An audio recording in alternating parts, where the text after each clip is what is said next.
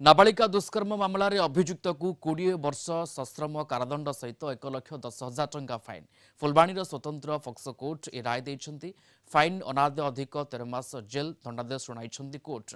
कंधमाल जिला टिकाबाली थाना अंतर्गत अंचल अभियुक्त बनमाली प्रधान 2018 जड़े अष्टम श्रेणी छात्री सहित बारंबार शारीरिक संपर्क रखिते घरे कहले जीवन में मारिदेवा धमक देता।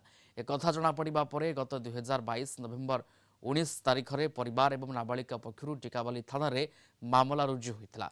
14 जन साक्षी मेडिकल रिपोर्ट एवं पीड़ितार बयान को आधार करी पॉक्सो कोर्ट अभियुक्त को दंडादेश देइछन्ति। यह व्यतीत जिला आईन सेवा प्राधिकरण को 6 लाख टंका क्षतिपूरण देवाई निर्देश देइछन्ति कोर्ट।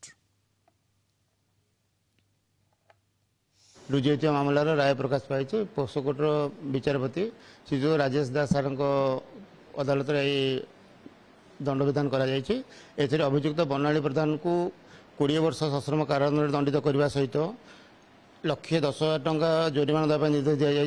जोरिमाना अनादेय अधिक 13 मास जेल दंड दंडित करने निर्देश दि जाए। सहित पीड़िता 6 लाख टंकार क्षतिपूरण देवाई माननीय जज निर्देश देते। घटना घटला 2018 मसीह से पीड़िता जनक अष्टम श्रेणी पाठ पढ़ुते सांग घर को पाठ पढ़ा उद्देश्य जाऊे दरकार पड़े राति मत सांग सहित रही जाऊे घरे से समय बारंबार जीवार सुजोग नहीं कि अभियुक्त जनक जी कि पीड़िता सांगर बड़ भाई हे जहाँ घर से पाठ पढ़ा जाऊे से बारंबार शारीरिक संपर्क रखुले देह बारंबार जो खराब रोला तेणुक पीड़िता आसिक सागे सागे रिपोर्ट दे पार नथिले। 19/11/2022 पीड़िता निजे ही थाना रिपोर्ट देते पुलिस अभियुक्त बनवाली प्रधान को अरेस्ट करके कोर्ट फरवर्ड करते।